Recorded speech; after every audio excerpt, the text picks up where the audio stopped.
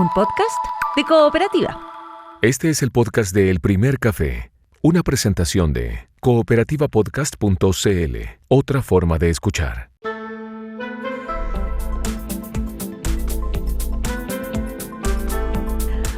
Hola Santiago La Chile, hola al mundo que nos sigue también a través de cooperativa.cl, a través de la app de Cooperativa, por supuesto también. Este primer café de viernes 7 de agosto lo vamos a compartir con Ignacio Walker, ex canciller, fue senador, fue presidente de la DC, ahora es independiente. También estamos con el presidente y senador, el presidente del partido de Evópoli y senador Luciano Cruzcoque, con Bettina Horst, que es directora ejecutiva de Libertad y Desarrollo, con Nicolás Eizaguirre, él es del PPD, fue ministro de Hacienda, Educación, Sexpress. Tanto Bettina como Nicolás, economistas. Bueno, con ellos y con ella entonces compartimos hoy el primer café. Estás escuchando el podcast de El Primer Café, una presentación de cooperativapodcast.cl. Buenos días, ¿cómo están?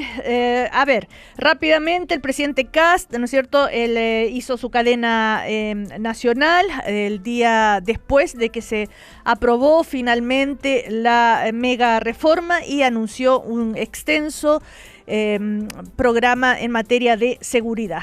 Y es más, hay quienes dicen este va a ser el proyecto de ley de la mega reforma en seguridad, más o menos, ¿no? Bueno, respecto a la mega reforma en materia de reconstrucción, la llamada ley miscelánea, que tanto hemos comentado en el primer café todos los días, ya está, se aprobó. Que queda, ¿no es cierto?, el Tribunal Constitucional que acogió, ¿no es cierto?, la demanda que han hecho desde la oposición, de manera unánime, la acepta y vamos a discutirlo, vamos a verlo, pero bueno. Pero respecto a la ley de reconstrucción, el presidente que dijo que los llama a todos los chilenos a volver a crecer y generar empleo, que eso va a suceder, le dice, y les manda un mensaje, especialmente a quienes se oponen a todo y que siguen reivindicando políticas que fracasaron, generando más pobreza y vulnerabilidad. A ver, sobre esa frase, ¿cómo la interpretan ustedes, ¿no? En el sentido de qué políticas fueron las que generaron más pobreza, vulnerabilidad y a cuáles se refiere. Hay quienes dicen, bueno, parece cuando a Milei cuando le dice a la izquierda en general que son los hacedores de pobreza, ¿no? A ver, Nicolás Eizaguirre. Bueno, yo no sé qué historia económica lee el presidente Kast, pero la que yo leo por lo menos me dice a claras luces que el país nunca progresó tanto como en los años de la Concertación, de lejos más que durante la dictadura militar, y por lo menos las reformas económicas, la mega reforma, se orientó claramente a reproducir los esquemas tributarios de la época final del gobierno militar. Yo he dicho en esta ocasión, en este debate, muchas veces que yo no estaba en desacuerdo con bajar los impuestos a las empresas. Sí. Pero como el debate fue tan superficial, tan lleno de motes y sin ninguna profundidad, en el mundo, Cecilia, no voy a extenderme mucho, no te preocupes, hay dos modelos. O tú cobras los impuestos predominantemente en las corporaciones o los cobras en los socios. Esos son los dos modelos que hay. Chile tenía uno más de las corporaciones que el mismo que tiene Australia, que tiene México, que tiene Nueva Zelanda, que tiene Canadá. Y ahí los impuestos corporativos son de 30%, no de 23% como decía. Pero tú tienes integración, o sea, a los socios les devuelves todo. Ese es un modelo. Otro modelo que a mí me gusta más, que el que tiene la mayoría de los países de la OECD, es que se cobra poco a nivel de las corporaciones, pero se le cobra mucho a los socios. ¿Qué hizo esta mega reforma? Bajó los impuestos a las corporaciones y a los socios. O sea, era un asalto en contra de la caja pública. Yo estaba de acuerdo con la mitad, pero no con la otra mitad, porque la otra mitad no produce ni un solo empleo, ni un solo PIB más. O sea, este era un asalto contra la caja que al final se va a traducir en un estado más fallido, en más dificultades para hacer redistribución, etcétera, etcétera. Entonces, esas fueron las políticas que, volviendo a tu pregunta, que a Chile le significó durante la época de la dictadura que creciera poquísimo. y esas fueron las políticas que se cambiaron de forma ordenada, con equilibrio macroeconómico. A mí me tocó durante muchos años encabezar esta cosa, y fue cuando más crecimos. Entonces, ¿a quién le está hablando? Háblese a sí mismo, háblele a los ortodoxos de la derecha que dejaron la crisis del 82. A ver, pero a propósito de eso, el otro día, y bueno, ayer fue la presentación, pero ya el otro día en una entrevista, ¿no es cierto?, el ex ministro Fontaine presenta su libro, y anda haciendo recuerdos y analizando las políticas económicas en la época de Vigil. Y justamente ayer estuvo presente en la presentación el ministro de Hacienda, Jorge Quirós. Y a propósito de este libro, dijo, ¿no es cierto?, que el sector privado es el motor, que es capaz de hacer maravillas y es el que lleva a los países adelante, en fin. Pero lo interesante del texto de este libro es que habla de esa época y de la continuidad, dice Fontaine, del modelo por parte de la concertación, que a ellos les llamó mucho la atención, que sí que los sorprendió. Que si bien dice... a ver, ¿me permite? Porque sí. Además Juan Andrés, que amigo mío, me había invitado a comentar el libro, no pude porque estaba fuera sí. de circulación, ahora estoy recién llegando, pero hablando desde lejos. Yo reconozco absolutamente que todo lo que fue la apertura hacia el exterior y lo que fue un movimiento de una economía excesivamente intervenida por el Estado, hacia una economía más liderada por el sector privado, donde estuvo Juan Andrés Fontaine en esa época, fue un movimiento en el sentido correcto. Lo que estoy hablando es del desfinanciamiento del Estado y, por tanto, del conjurar la capacidad que éste tiene para hacer políticas redistributivas, porque el capitalismo moderno es una muy buena combinación entre libertad económica y acción del Estado para igualar oportunidades. Y esa extremo liberal de un Estado virtualmente ausente es, entre otras cosas, lo que generó la crisis del 82. Entonces, ¿por qué no miramos los números, presidente Kast? Mire los números, mire lo que hizo la dictadura en materia de crecimiento, mire lo que hizo la concertación. Y contéstese usted mismo. A ver, senador Cruzcoque, buen día. Juan Andrés Fontaine. Buenos días, Cecilia, ¿cómo están? Hola, bien. Nicolás. Bien. Hola, ¿qué tal, Luciano? Está Ignacio también, perdón. Adelante, por favor. Por favor. Senador Cruzcoque, a ver, respecto a lo que está diciendo Nicolás Izaguirre, yo estoy uniendo dos cosas, ¿no? Las palabras del presidente el día de la cadena nacional, cuando dice que hay un sector que se oponen a todo y que siguen reivindicando políticas que fracasaron, generando más pobreza y vulnerabilidad, y lo uní a el libro de Juan Andrés Fontaine, donde habla, hace una comparación incluso entre el actual ministro de Hacienda y Hernán Vigil, y de las políticas que se hicieron en esa materia, ¿no es cierto?, en esa época, cuando Vigil era ministro, y también que en el libro dice, y él mismo dice que les llama mucho la atención, que se sorprendieron incluso gratamente, que la concertación continuara con ese modelo. A ver, bueno, y ahí está la explicación, la reacción de Nicolás Izaguirre. A ver, Luciano. Primero señalar efectivamente que lamentablemente en el Congreso la oposición, si que se puede hablar de una oposición, no le ha rendido ningún homenaje a la concertación. Por el contrario, creo que le ha rendido homenaje al Frente Amplio y al Partido Comunista en su última versión Boric o en la versión Bachelet 2. Y me parece que ahí es donde fija el punto de anclaje el presidente de la República. Muchas de las reformas que se hicieron, particularmente la reforma tributaria el año 2014, que subió en 10 puntos el impuesto corporativo, las reformas educacionales, la reforma del sistema político, son reformas que finalmente siento que no le hicieron ningún bien al país. Y tiendo a coincidir con que, al menos desde Vigil en adelante, hubo un cierto consenso de abrir las exportaciones, de abrir la economía, de generar crecimiento económico, y Nicolás señalaba, mire, yo estoy de acuerdo con la integración, pero no con la baja del impuesto corporativo.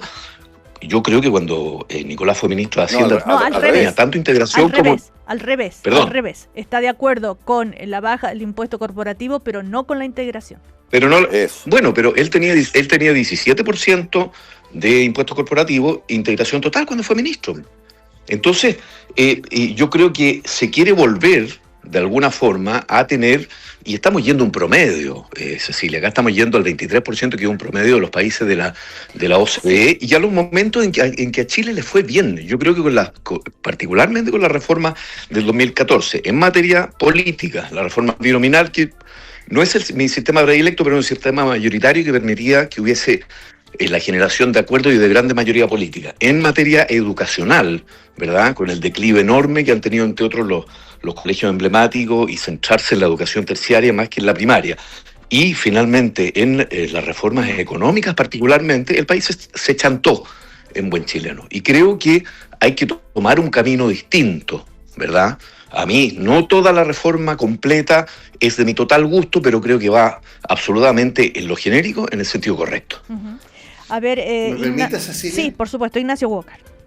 A ver, yo no estoy de acuerdo para nada con Juan Andrés Fontaine, a quien respeto mucho, por cierto, en el sentido de que la concertación lo que hizo durante 20 años fue mantener el modelo neoliberal de los Chicago Boys y de la dictadura. Eso no es cierto. Me explico. ¿Qué fue el modelo de los Chicago Boys? Fue la política del chorreo. El trickle-down economics, como se llama en inglés, la política del chorreo en castellano, ¿no? La apuesta al crecimiento, sin equidad, porque la equidad viene por añadidura. Y bajo la dictadura la economía creció 2,9% anual durante 17 años.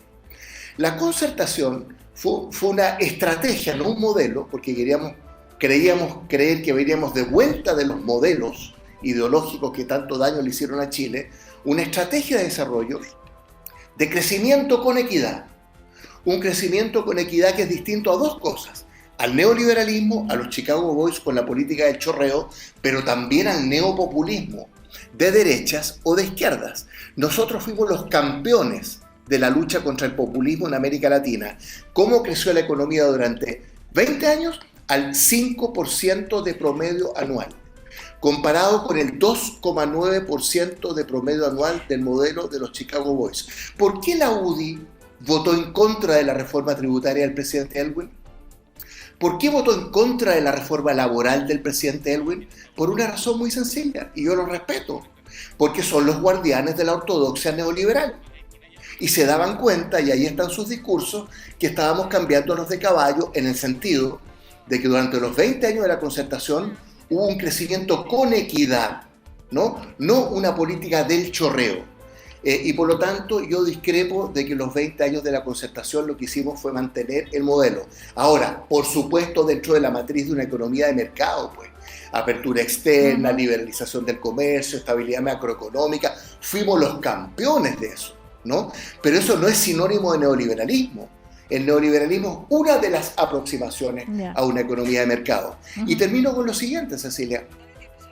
Lo que estamos haciendo con el Partido Republicano y José Antonio Kast es volver a los años 80. En eso tiene razón Fontaine. Volver a Vichy, ¿no? Volver a una matriz neoliberal. Porque la ideología de la mega reforma, en algunos de cuyos aspectos yo estoy de acuerdo, en otros no, la ideología es una gran transferencia de recursos desde el sector público al sector privado, ¿no? Porque el Estado es parte del problema y no de la solución, ¿no? Entonces, no confundamos las cosas y no confundamos a los auditores. La política de la concertación fue muy distinta de la política de los Chicago Boys. Bettina, ¿se puede intervenir? Sí, perdón. Luciano Cruzco. Que no, solamente hacer el punto que yo creo que a lo que se está volviendo no es ni siquiera a Pinochet o a los Chicago Boys, se está volviendo al año 2014. Y apenas, porque el año 2014 teníamos eso no es 17 así, puntos de impuesto corporativo. Pero por favor, Nicolás, estamos volviendo básicamente a lo mismo con lo que gobernó la concertación hasta que llegó Bachelet 2. Entonces yo creo que hay que ser justos también en el análisis. Es muy fácil, porque hoy día está muy de moda decir, mire, este es un gobierno de ultraderecha, nos vamos a transformar prácticamente en Orbán. Y yo honestamente creo que es un gobierno conservador, efectivamente.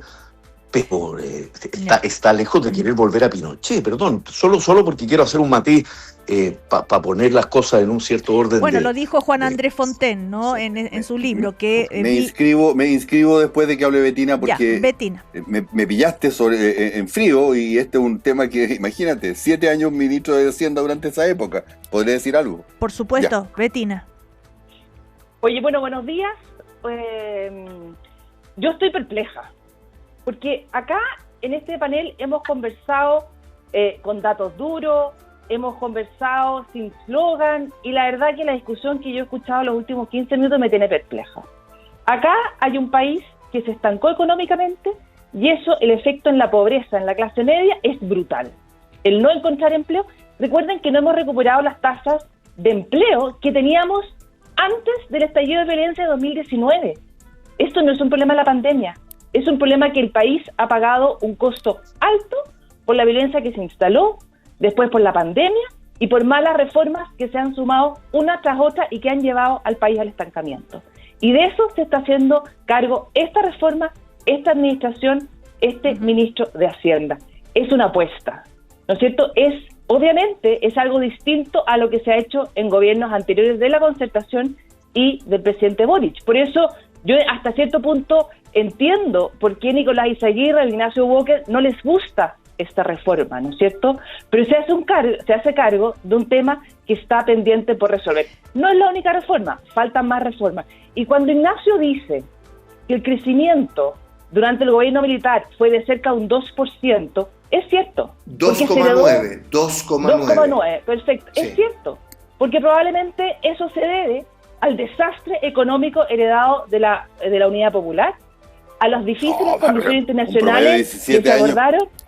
Perdón, Nicolás. Y después, en adelante, a partir de las reformas, que fueron la base tanto de la política económica de los gobiernos de la Concertación, como la base y el fundamento del crecimiento económico y de la mejor época de crecimiento y desarrollo y progreso social, porque eso es lo importante. Perdón, no se trata, a ver, de a uno. Pero, Ignacio, espera. Sí, okay. Perdón. Termina, Bettina, termina. Han sido los 30, 40 años de mayor crecimiento económico, y esto no se trata de crecimiento del PIB, se trata del efecto social, de empleo, reducción de la pobreza, fortalecimiento de la clase media. Ese es Bettina, el foco que no podemos perder. Bettina, ¿tú compararías a Vigi con Quirós, como hace Juan Andrés Fontaine? Es muy difícil comparar o decir que es lo importantes. Es muy difícil comparar personas importantes que les toca abordar desafíos que son distintos. Porque la destrucción económica de las políticas de los comienzos de los 70, de la época de Allende, es muy distinto de la destrucción económica de estos últimos años. No es lo mismo. Entonces, pero sí, lo que yo sí comparto y lo que los dos comparten, es ese anhelo de sacar a Chile adelante en un caso de una situación económica de las peores que hemos vivido, y en este caso de un estancamiento que ya demasiado tiempo nos Bettina, ha pasado la cuenta a los sectores más vulnerables. El anhelo, claro, todos lo comparten. El tema es cómo, con qué herramientas. Esa es la comparación que hace Juan Andrés Fontaine entre Hernán Vigi y Jorge Quirós, que dice dice que los equipara, digamos. A ver, comparten las mismas líneas editoriales y las mismas bases económicas, obviamente. Ya. A ver, Ignacio, querías preguntarle algo a Bettina y después vamos con Nicolás. Estaba Nicolás, perdón. Nicolás. Bueno, Nicolás Izaguirre. A ver, lo que pasa es que aquí a río revuelto ganancia pescadores, entonces se tiran un conjunto de temas distintos sin ser un poquito más fino en el análisis. Yo he dicho, lo escribí en un libro que se llama Desigualdad, de la reforma de la época de Vigi y de Juan Andrés Fontaine. Hay cosas que son loables, porque los países avanzan cuando tú también eres capaz de reconocer las cuestiones que son correctas que hicieron los otros. La independencia del Banco Central, el tema de la apertura al comercio internacional, el tema de los equilibrios macroeconómicos. Y todo eso lo preservamos porque los economistas de la Concertación sabíamos que el mundo se había movido hacia una época de globalización, cuando cae la Unión Soviética, y reservamos lo mejor. Pero es que eso no era el modelo de Vigi. El modelo de Vigi era también la hiperconcentración del ingreso, un Estado fallido con bajísima carga tributaria que impedía los temas de innovación, de educación, ¿cierto?, de ciencia y tecnología, que son los que en definitiva hacen grande un país. Ahora, respecto a lo que decía Luciano, está archidemostrado que Sudamérica y Chile curvó hacia un crecimiento más lento del año 2012, no el 14. Mira los números y te lo puedo mandar si no. Y eso tiene que ver con la reversión de la globalización, no con la reforma tributaria de la presidenta Bachelet, por favor. Ahora, como yo trato de ser serio en estas discusiones, sí he dicho que el modelo de altos impuestos corporativos que tiene México, insisto, Nueva Zelanda, Australia, Canadá, no es posiblemente el mejor modelo para Chile, y en ese sentido estaba de acuerdo con bajarle la tasa corporativa, pero no con bajarle el impuesto a las personas, pues, no con reintegrar, y que al final, entre las contribuciones y el que ahora le van a dar el 100% de lo pagado en la empresa, las capas más privilegiadas van a pagar mucho menos impuestos. Eso es regresivo, eso no tiene nada que ver con el crecimiento. Entonces hagamos críticas finas. Yo no estoy en paquete en contra de la mega reforma, lo he dicho muchas veces, pero estoy en contra de su contenido más preciso, regresivo. Ok, ahora sí. Solo para hacerle una precisión a Nicolás. Luciano. Sí, si es que tú me dices que en lo genérico, en lo general, estás a favor de la mega reforma, tú estarías prácticamente solo con el voto de Pedro Araya, porque la oposición no hizo ningún aporte, perdona que te lo diga, porque acá lo que nosotros esperamos, y hubo bastante ductilidad en el CENSE, en el crédito al empleo. Cariño, tú te unes a nosotros hoy día. De a uno. Yo lo he dicho todo esto viernes a viernes, y no es ninguna novedad. A ver, de a uno, Nicolás. Yo le di la palabra también a Cecilia. Sí, ya, de a uno. Yo entiendo que Luciano, cierra la idea. El PPD fue el único que logró hacer una propuesta, y luego toda la oposición votó en contra. Entonces, es difícil funcionar así cuando la oposición, su única posición finalmente, es oponerse a todo. No hemos visto mayores propuestas en esto. ¿Te fijas? Y ahora viene la agenda de seguridad, y yo espero que haya un poquito más de utilidad en términos legislativos, al menos. Ya, sí, Ignacio Walker. No, mira, yo quiero hacer una precisión histórica sobre la reforma tributaria del año 2014. Yo era presidente de la Democracia Cristiana y era senador. Pero quiero decir lo siguiente. Efectivamente, la formulación del proyecto inicial tenía muchas deficiencias. De hecho, quiero decirlo que tengo un libro que se llama La nueva mayoría, reflexiones sobre una derrota, que escribí después del gobierno para ver, en qué habíamos fallado, porque por segunda vez, ¿no es cierto?, le entregábamos el gobierno a la derecha, como es la democracia, la alternancia en el poder. Bueno, el proyecto inicial de reforma tributaria no estaba bien planteado, eso es cierto, hay que decir las cosas como son. Hasta el punto que los 7 senadores de la Democracia Cristiana, aquí en la misma mesa donde estoy sentado en esta conversación, con el ministro y el subsecretario de Hacienda, con mucho respeto y con mucho cariño, les dijimos, mira, nuestros votos no están disponibles para este proyecto inicial. ¿Y qué pasó, pues, Cecilia? Porque la memoria es muy frágil en Chile.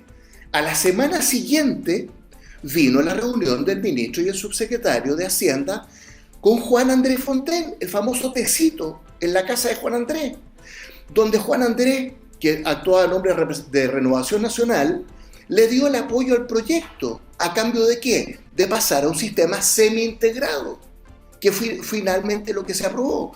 Y detrás vino la UDI con Juan Antonio Coloma. Yo era presidente del partido. Yo estuve en esa negociación y nos sacamos esas fotos de las cuales uno se arrepiente. José García Rubinó. Pero déjame terminar. No, te estoy nos alegando. Sacamos una foto del...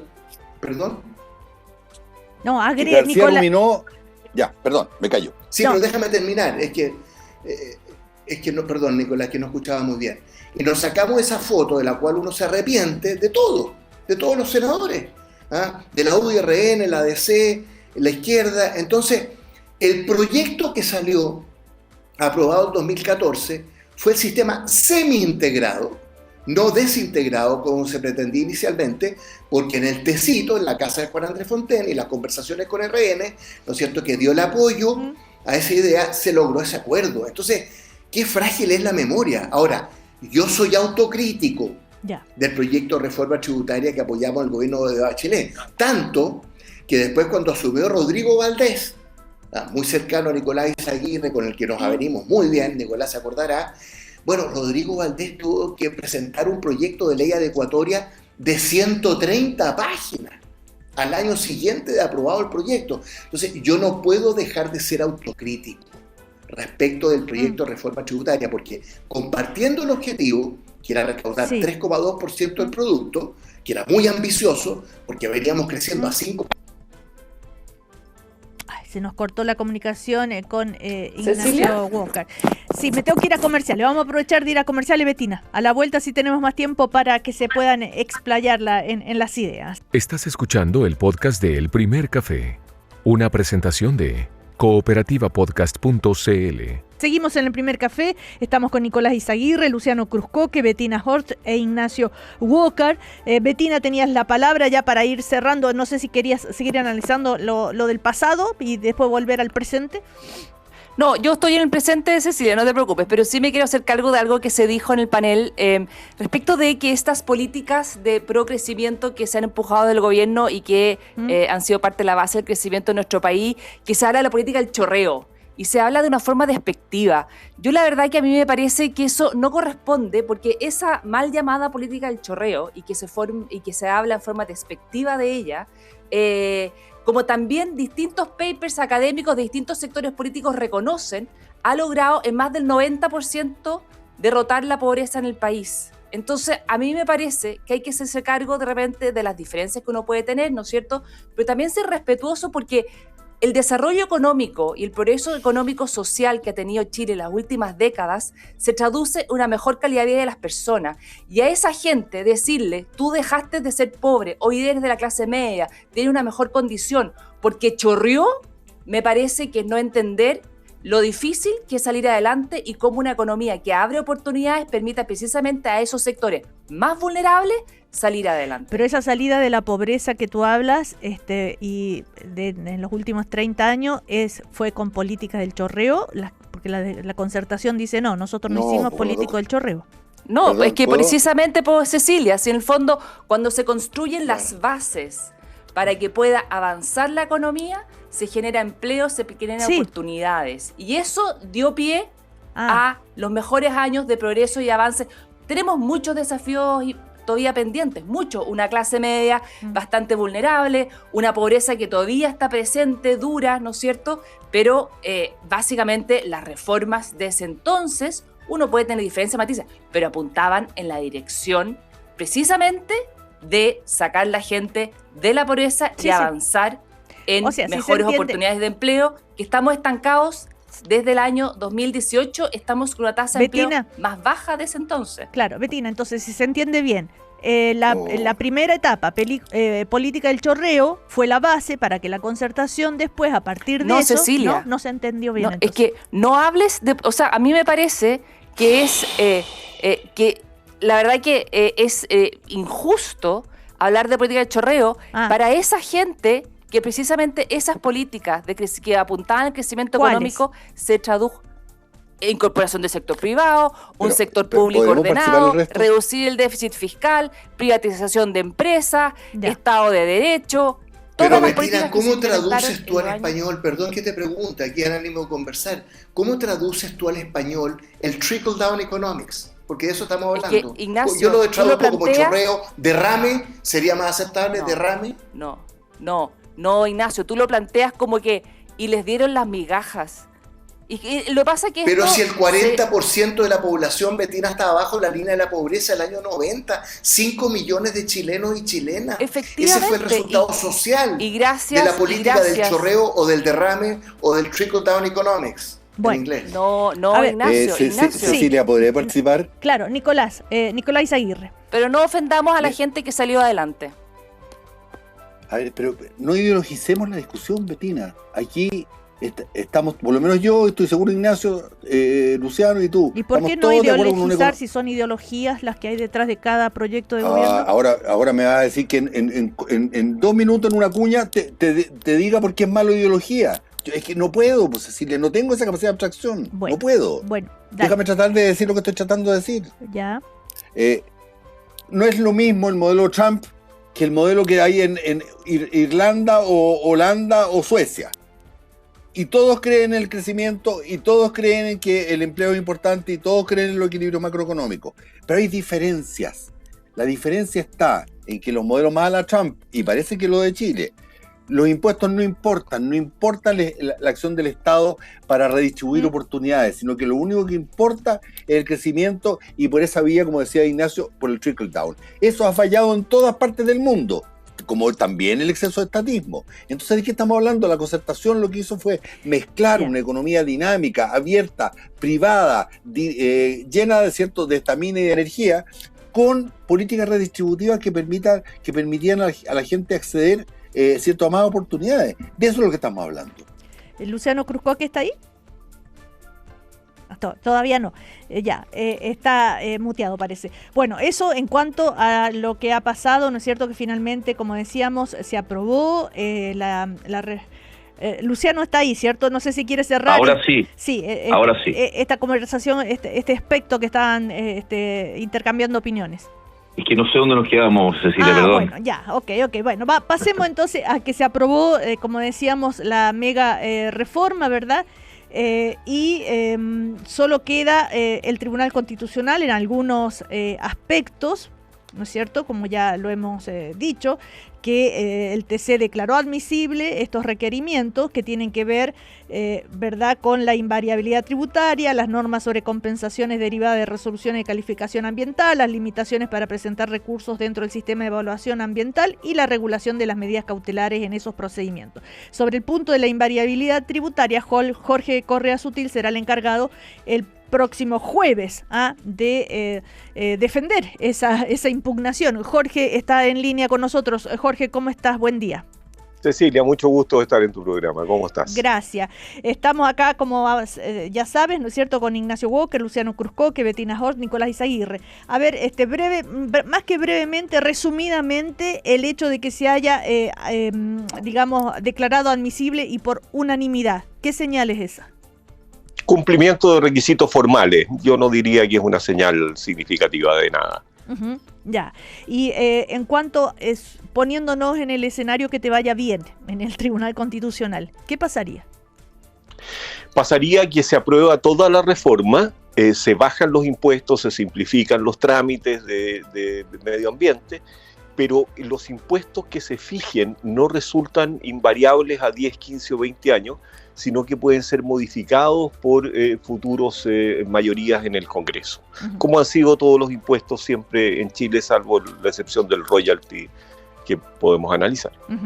Ahora, Luciano Cruzcoque, ¿en qué cambiaría esta reforma, esta mega reforma, si es que llegara a ocurrir eso? ¿Qué dice Jorge? A ver, preguntarle primero a Jorge si, claro, no es una señal de admisibilidad, claramente. Pero el hecho de que hayan decidido verlo tan rápidamente, ¿no es una señal de algo? ¿Tú que tienes tanta experiencia en el tribunal? No. El tribunal tiene 20 días para fallar, 10 prorrogables, desde que lo declara admisible. Entonces tiene que verlo muy rápido y dejarse algún tiempo para redactar la sentencia. Así que es lo habitual y lo usual. Sí, no hay ninguna... y una segunda pregunta. ¿Por qué, que creo que es un poco el fondo del asunto, por qué habiendo tenido invariabilidad tributaria durante todos los años de la democracia y habiéndose modificado en distintas reformas el DL 600, sería inconstitucional algo que es tan similar? Y que tú sabes, además, bueno, lo conoce mejor que yo, que esto partió en el gobierno de Frei Montalva y después se fue modificando. Sí. Entonces, ¿por qué habría una transgresión a la Constitución en el evento de que esto funcionó durante todos los años, no solo de la concertación, sino hasta que se derogó? Me imagino que esto fue el año 2015, 2014, no recuerdo. Luciano, por 150 años tuvimos la diferencia entre los hijos naturales y los hijos legítimos. Por 17, 20 años, no me acuerdo, tuvimos senadores designados. El hecho de haberlo tenido no es en primer lugar una señal, ¿eh? Lo segundo es que el DL 600 fue aprobado en dictadura, fue efectivamente reformado en democracia y en dos de esas reformas prorrogado para ciertos efectos especiales. Ahora, el royalty minero es una realidad completamente distinta a una invariabilidad tributaria general. Las cadenas de farmacias o de supermercados no podrán competir mañana con impuestos distintos, ¿eh? Eso sería competencia desleal y por lo tanto el efecto que esta ley produce es un efecto general de invariabilidad. En el caso de las mineras la situación es radicalmente distinta porque las mineras no compiten entre sí por clientes en Chile, compiten o venden sus productos en Londres, en la bolsa de metales de Londres, allí llegan mineras de todos los países del mundo con distintas tributaciones. Entonces la situación es muy distinta a tener un área muy peculiar con impuestos invariables solo respecto de los contratos, que tenerla en términos generales, que el legislador no pueda mañana variar un tributo respecto de empresas grandes. Ok, Bettina, ¿cuánto le rayaría la pintura a la mega reforma si es que el Tribunal Constitucional da la razón, digamos, a quienes están, ¿no es cierto?, impugnando esto? A ver, yo creo que acá hay que verlo en dos etapas. Y buenos días, Jorge, te saludo también.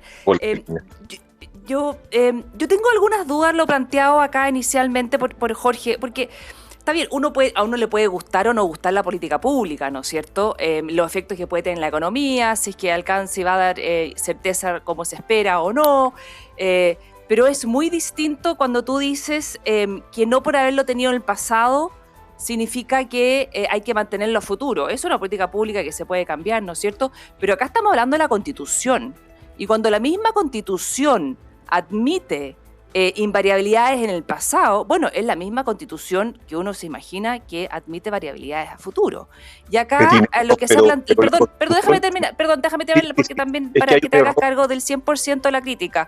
Y también cuando se habla de que esta invariabilidad no permite cambiar los impuestos a futuro, eso también no es correcto, dado que acá la invariabilidad se construye a partir de un contrato entre el inversionista y el Estado chileno, que ese contrato no se puede cambiar, pero es distinto a la norma tributaria. Al día siguiente se puede cambiar la tasa del impuesto. Claro, no va a actuar sobre los proyectos que en ese momento ya se desarrollaron y que firmaron un contrato de invariabilidad, como lo hemos venido haciendo en las últimas décadas, ¿no es cierto? Entonces, acá yo creo que es importante separar lo que es invariabilidad de lo que es posibles cambios tributarios, que eso hoy día están y ninguna norma lo cierra. Y respecto al efecto que tiene en la economía, la verdad que este es un tema que uno quizás hace 8 o 9 años atrás hubiese dicho, somos un país que ha avanzado en Estado de Derecho, que da certezas jurídicas, que acoge al sector privado para las inversiones en el país. Quizás este tipo de regímenes ya no son necesarios, pero la verdad que a la luz de la discusión que hemos tenido en los últimos 6, 7, 8 años, a mí me parece que hoy día se hace necesario para dar certezas, atraer inversiones y poder crear más y mejores empleos. A ver, Jorge sí. Correa Sutil. Dos puntos respecto de Bettina. El primero es que la Constitución no establece la invariabilidad, Bettina, en ninguna parte la permite, digamos. Esta es primera vez que se va a producir esta discusión. Segundo, efectivamente el legislador del día de mañana puede dictar una ley que suba los impuestos en 2 puntos. Pero esa ley no va a tener efecto no solo respecto de aquellos que contrataron, sino que no va a tener efecto respecto de otros contribuyentes tampoco. ¿Por qué? Porque la cadena de farmacias que está instalada, supongamos que se instala una nueva cadena de farmacias con la invariabilidad y hace contrato. Bueno, esa cadena de farmacias no puede tener un tributo distinto a la otra cadena de farmacias, porque entonces vamos a tener una competencia desleal en Chile. Y los tributos requieren, por definición constitucional, igualdad. Entonces, en este caso, a diferencia del decreto ley 600 y todos los otros casos, lo que se establece es que el legislador no puede variar la ley, no solo los contratos, sino la ley. Ahora, no lo dice así el proyecto de ley, pero ese es el efecto que tiene que necesariamente producir, salvo que tú aceptes que 2 empresas del mismo rubro que compiten por clientes chilenos tengan tributos distintos, y eso es bastante inaceptable. ¿Puedo hacer una pregunta, Jorge? Sí, lo quiero. Hay muchas cosas que le queremos preguntar a Jorge Correa Sutil. Vamos. Porque hay otro tema también que tiene que ver con la agenda de seguridad. Sí, Ignacio, vamos. Mira, la pregunta, Jorge, es muy simple, muy de fondo. ¿Por qué esta invariabilidad tributaria general que se acaba de aprobar es contraria a la democracia a partir de la definición de Chile como una república democrática? Que es tu argumento de fondo. ¿Por qué?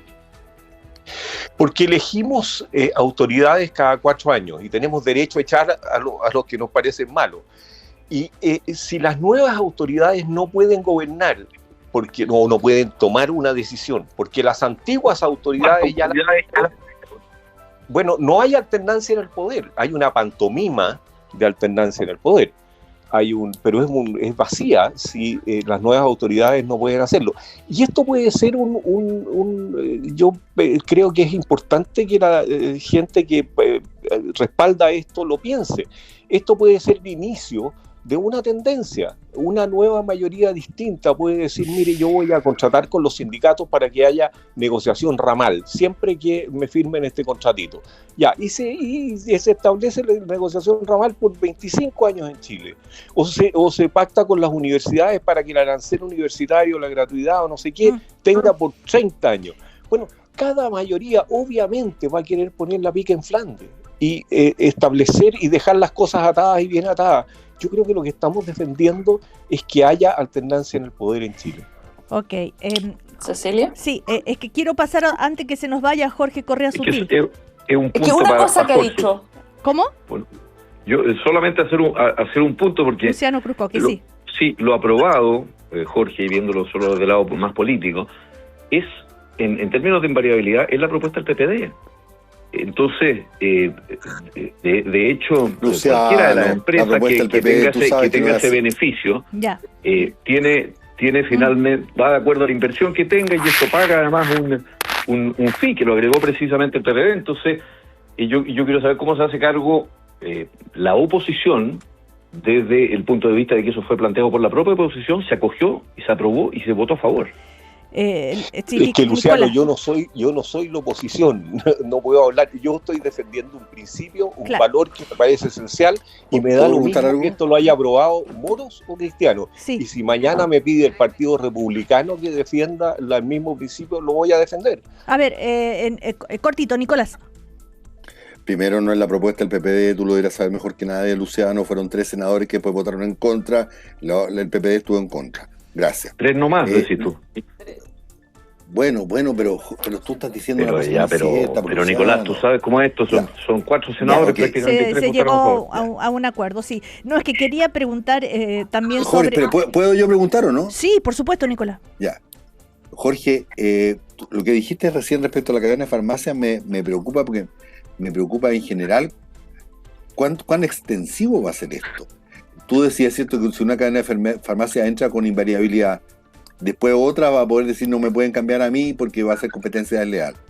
En general, en la discusión del Senado, se apuntó que la invariabilidad no afectaba al global complementario, y se apuntó en el Senado porque había muchos que planteaban que producto del impuesto adicional que no se podía variar, esto también se iba a hacer extensivo al impuesto a las personas.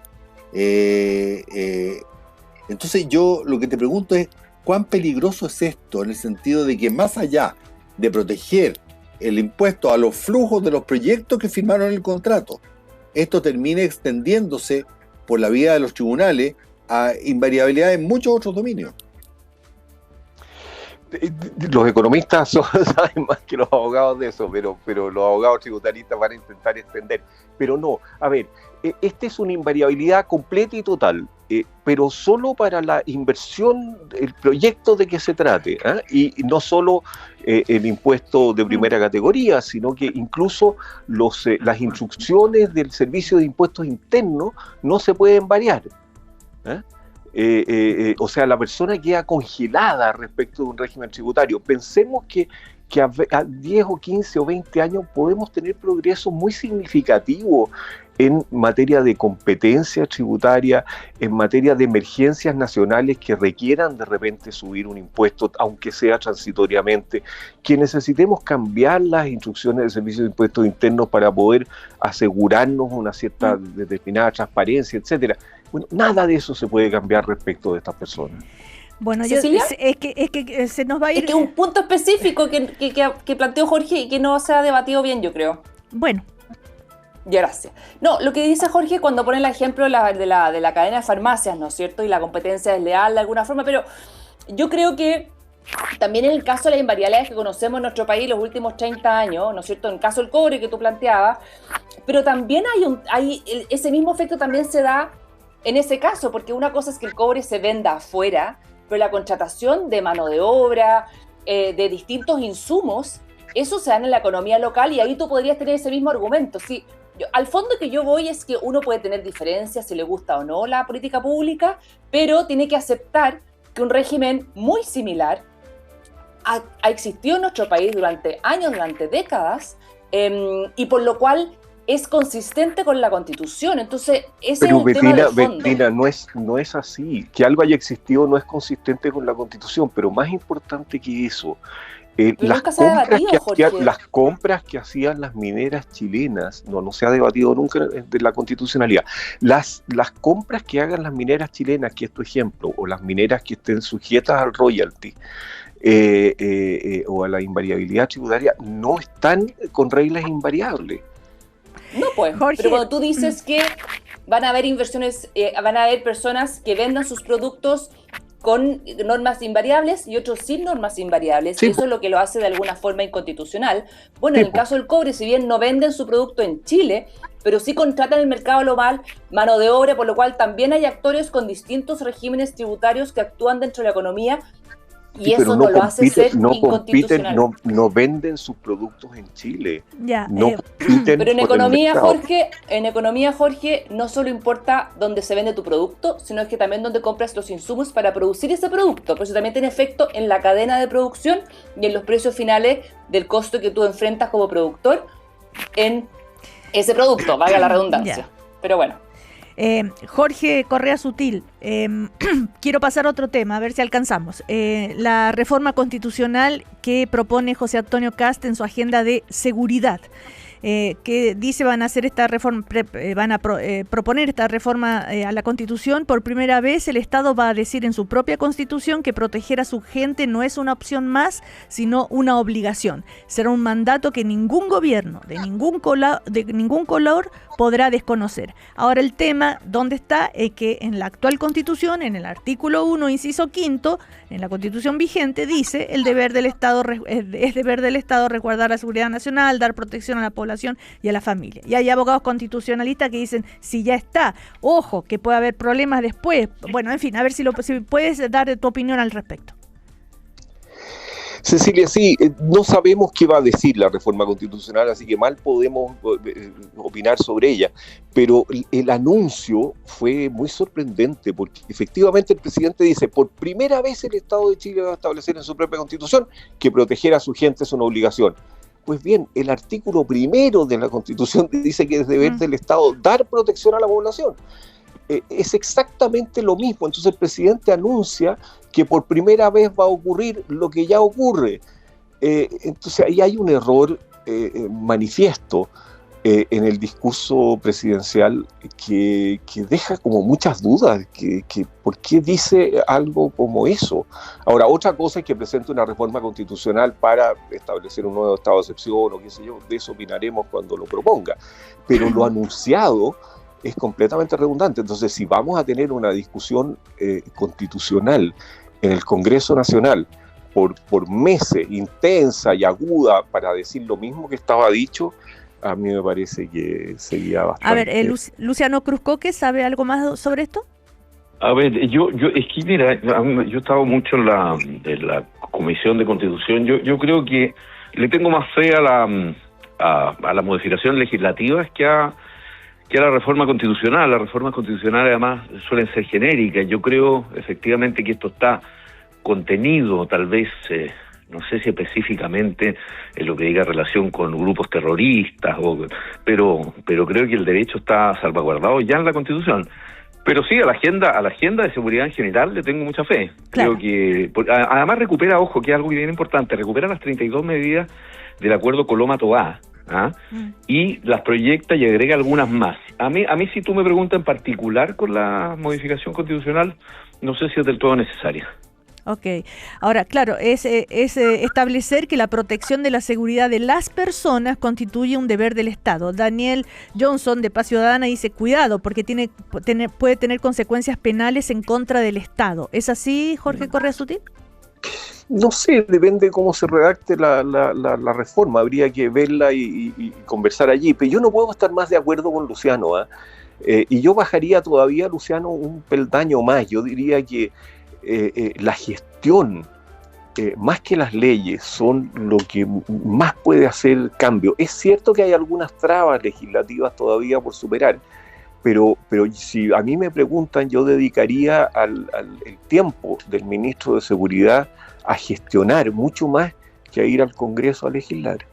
Lo legislativo es llamativo, provoca debates, pero es la gestión la clave. Ahora, el ministro Arrau ha anunciado un copamiento legislativo en materia de seguridad, algo que no le ha caído bien a algunos senadores, senadoras de la oposición. Sí, Nicolás Aguirre.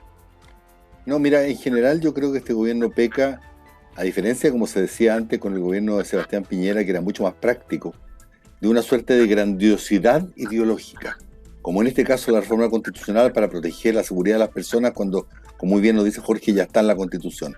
Lo mismo el ministro Quiroz habla con una grandiosidad de que están rehaciendo el modelo y teóricamente nos están librando del modelo que era cada día más parecido al de la Unidad Popular, que el argumento de Betina, esto sí que es para anotarlo, que en los 17 años de la dictadura crecimos poco por culpa de la Unidad Popular. O sea, tuvo un efecto de 17 años y aparentemente en la concertación se creció más gracias a la dictadura. No, los temas temporales aquí. Nicolás, no ridiculices, mira los números, los últimos años. Pero por favor, escúchate, dijiste eso. Esperen.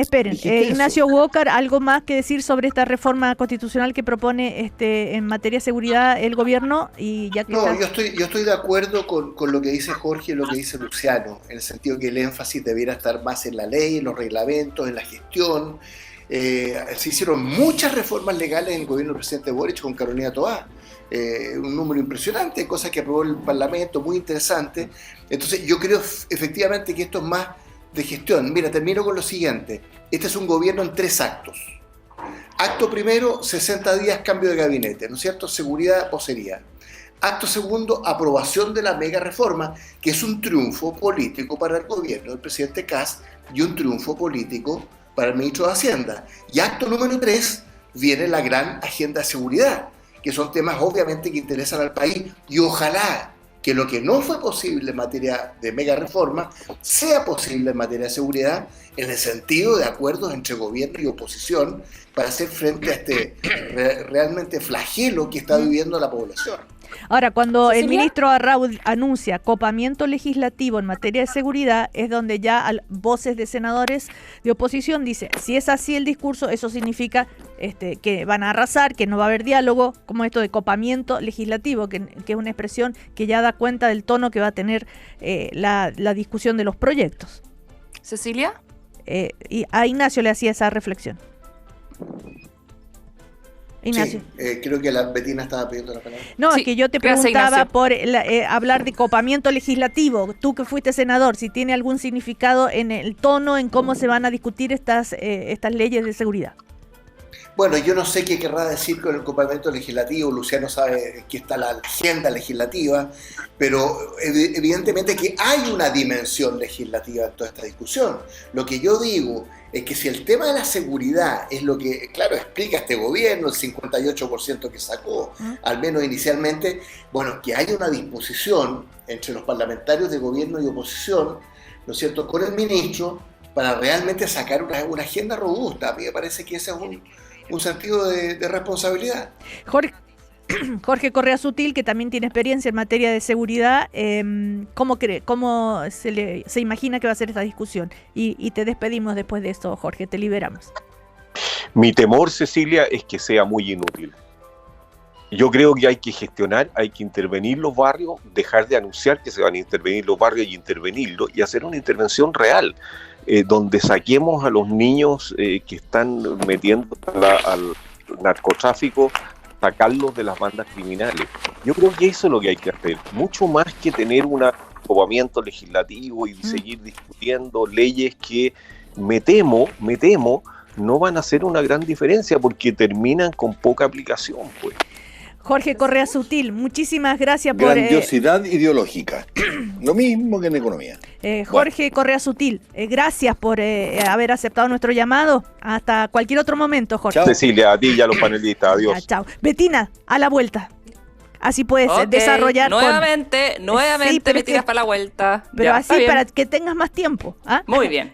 Ya volví. Estás escuchando el podcast de El Primer Café, una presentación de cooperativapodcast.cl.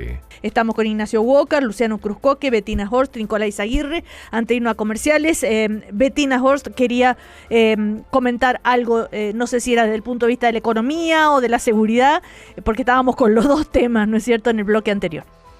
Sí, Cecilia. No, el tema de la agenda de seguridad que se anunció recientemente, ¿no es cierto? Obviamente que hay un debate, qué cosas debieran ser a nivel constitucional, a nivel legal, pero sin duda que al final del día lo que importa es lo operativo en la calle, ¿no es cierto? Y eso también se planteó bien, creo que fue Ignacio o Nicolás. Pero eso tiene que estar dentro de un contexto, dentro de un marco legal que genere los instrumentos para que efectivamente se haga un mejor trabajo en la intervención en los barrios, la intervención de carabineros, PDI, bueno, las distintas fuerzas de orden de seguridad, ¿no es cierto?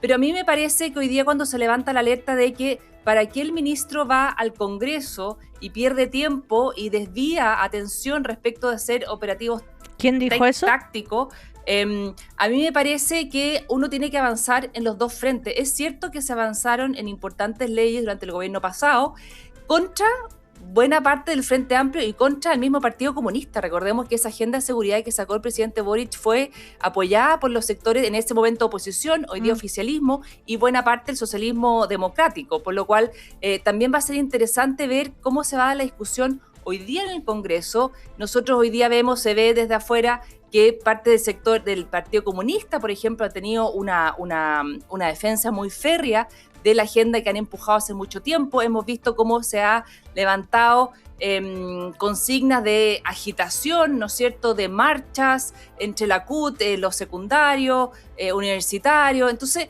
la verdad que hoy día uno observa que la actual oposición, que antes estaba en el oficialismo, también ha ido cambiando su posición cuando eran gobierno y ahora que son oposición, y yo espero que se pueda abrir una franca y que sea provechosa conversación entre aquellos sectores del socialismo democrático que han sido más consistentes en su preocupación por avanzar en materia de seguridad en los últimos años. Ignacio Walker, escuchábamos recién, ¿no es cierto?, en las noticias, justamente a propósito de la agenda de seguridad, esto del el estado de excepción en algunos barrios que consideran necesario para permitir la colaboración de las Fuerzas Armadas y lo que eso podría significar. ¿Cómo lo ves tú, Ignacio? Mira, los estados de excepción constitucional son por definición muy excepcionales. ¿Y para qué decir con rango constitucional? ¿No? Entonces, claro, esto crea muchas expectativas, pareciera ser un gran anuncio, ¿no?, que este tema se va a abordar de una manera muy global, pero la realidad es lo que estábamos conversando aquí. Esto va más por el lado de una gestión, de la eficacia de los reglamentos, los decretos, los protocolos, los instrumentos de que ya dispone la autoridad, no solo la seguridad, el ministerio, sino que las policías, las fiscalías, los jueces. Entonces, yo soy reacio a tratar de crear expectativas de que un nuevo estado de excepción constitucional de máximo rango va a permitir intervenir los barrios, por ejemplo, con mayor eficacia. Yo tengo muchas dudas de esa aproximación. Yo comparto lo que aquí se ha dicho. Ahora vuelve el tema de que sobre el hecho de que los militares no han sido formados para estas funciones, ¿no? Y vuelve aquello. Ahora recordemos, Ignacio, que el estado de excepción en la macrozona sur está hace mucho tiempo y sigue ahí, aunque ya no parece de excepción, ¿no? A ver, Luciano Cruzcoque. Luciano, ¿estás ahí? Bueno, se le doy la palabra a... Sí, ahí, perdón, sí. Lo tenía muteado. A ver, sí, yo creo que es una discusión bien compleja.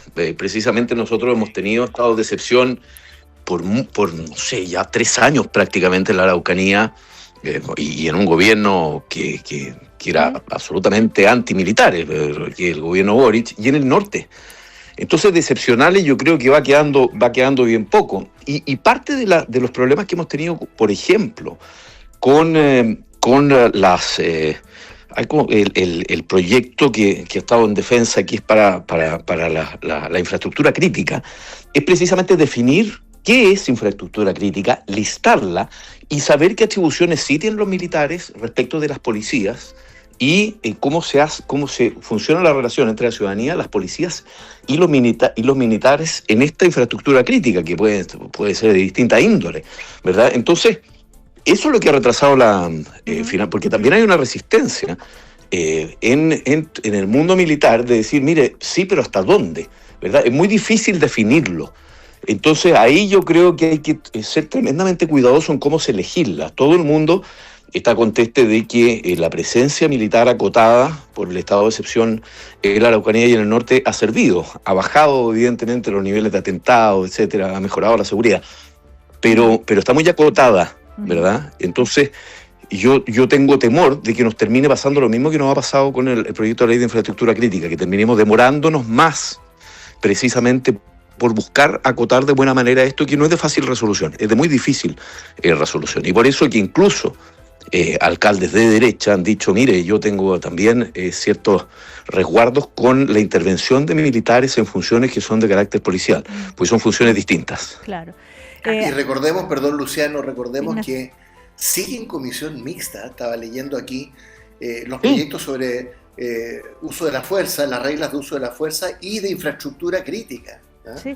Lleva mucho tiempo, Ignacio, precisamente por eso, porque esa es la discusión que ha trabado el debate. Ahora, esto de algunos alcaldes y alcaldesas han reaccionado y dicen, sí, queremos seguridad, sí, queremos, pero esto de militarizar los barrios no les hace, no sé, como ojo, dice. Encontrar el fiel es lo difícil, Cecilia. Ya. Nicolás Aguirre. Mira, yo como creo que dijo Ignacio, lo que deseo es que, a diferencia de lo que fue la mega reforma, aquí haya un encuentro, ojalá entre los sectores de la centro izquierda y la centro derecha, como digo, viernes a viernes.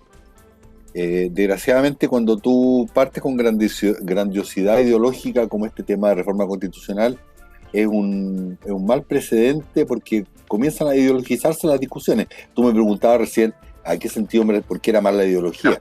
Porque la ideología son sistemas cerrados de ideas, las más de las veces basadas en hechos del pasado, que son muy impermeables a los hechos más modernos, donde las cosas van cambiando y donde los instrumentos también necesitan adaptarse. Yo creo que la experiencia de la mega reforma fue muy mala experiencia. Francamente, yo mirando la mega reforma, creo que era perfectamente posible un acuerdo, por ejemplo, con la socialdemocracia participando, porque el sistema tributario estaba a medio camino, estaba medio mal. De verdad, lo decía Ignacio, partimos con el sistema atribuido, se reformó en el tecito de la casa Juan Andrés Fontaine, después Rodrigo Valdés. La cuestión había quedado medio mal. Entonces era necesario un ajuste, pero no se llegó a ningún acuerdo. Espero que no pase eso en delincuencia, porque Carolina Toá hizo bastantes avances. No sé cómo está, si está el horno para bollo para llegar a acuerdo o no, ojalá.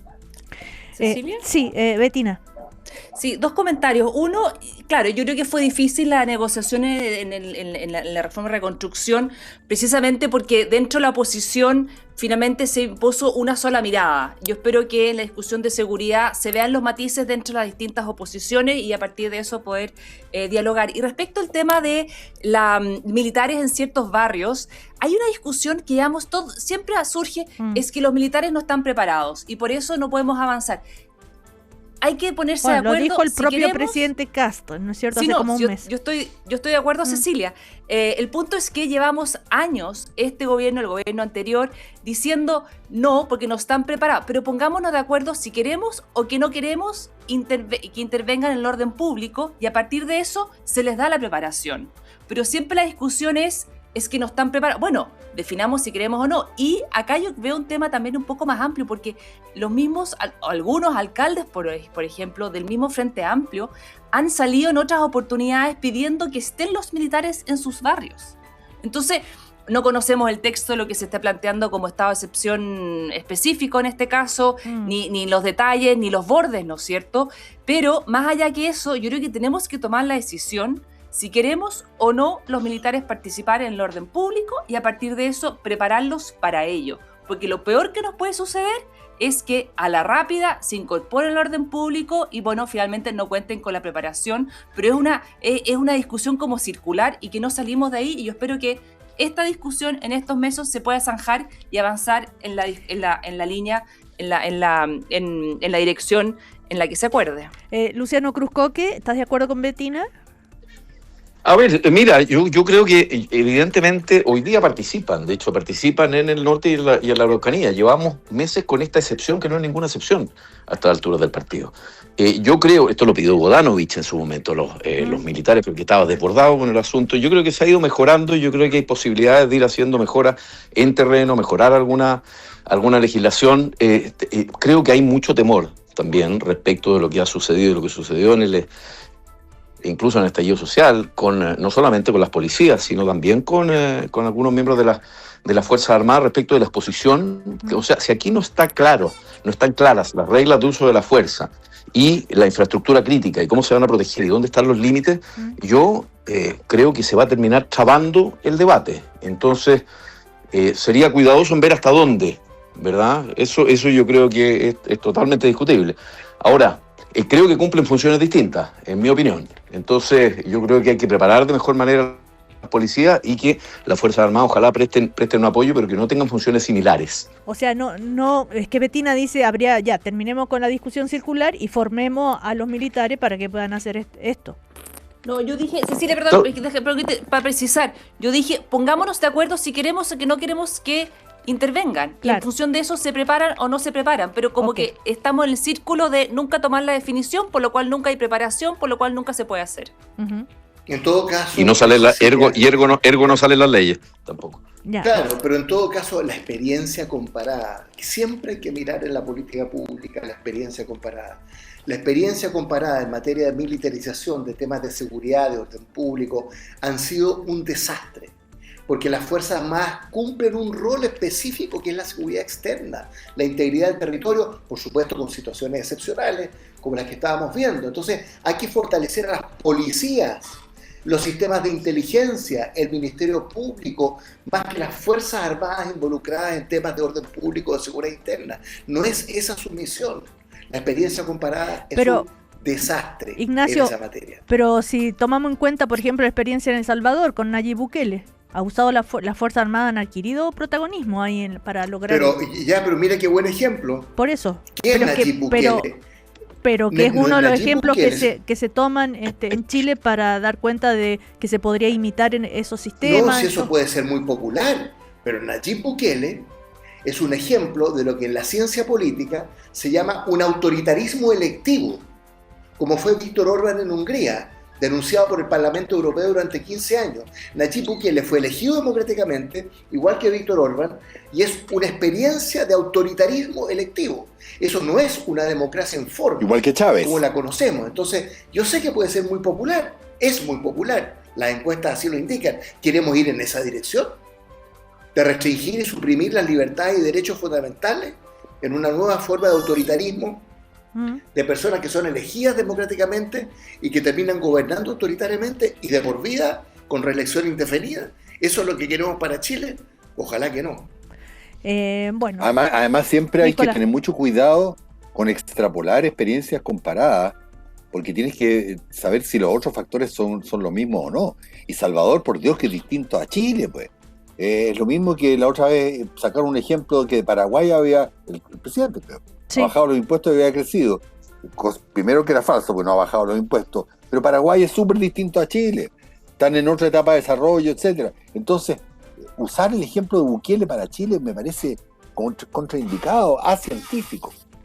Bueno, hemos hablado de varios temas, todos muy interesantes. Se nos termina el primer café. Muchísimas gracias a Ignacio Walker, al presidente de Evópoli, Luciano Cruzcoque, a Betina Hortz y a Nicolás Eizaguirre. Que estén muy bien. Buen fin de semana. Un saludo, que estén muy bien el fin de semana. Chao, gracias Cecilia, gracias contertulios. Chao, Luciano. Chao. Aquí termina el podcast de El Primer Café. Lo escuchas en vivo de lunes a viernes desde las 9 de la mañana y todos los días en cooperativapodcast.cl.